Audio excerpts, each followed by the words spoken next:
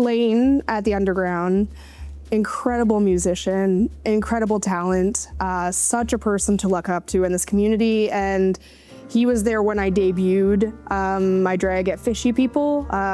Shout out to Chef Nikki. Without the restaurant, we wouldn't have amateur drag in the community. So when Lane opened up the bar with his collaborators, he was like, Thunder, drag. And I was like, okay, yeah. And how do we do it so that it's just like not a one pop-up thing, but something that I'm committed to for an extended period of time where we can all, consistently expect that it's gonna come back in the community. And I came back with the proposition of a drag artist in residency for the year with Lane. And the Underground was like, bet, we're in. How many shows can you do? And we started out with a guarantee of one every other month. Particularly since the burlesque crowd also came in and started performing on the other months.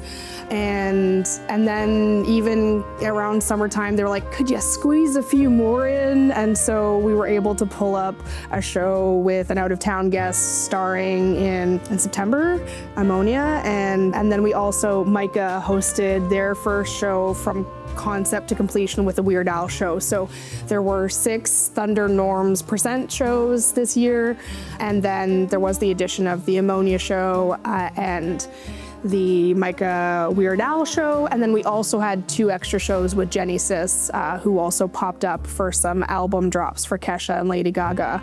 So I think that means that we did like 10 shows in a 13-month period, so.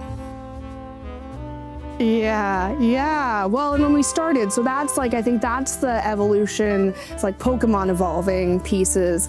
When I booked for the Holiday Spectacular last year, I had 3 performers and myself. Like that was all we could wrangle. And it's because we have such a community that like pops up in the summertime, right?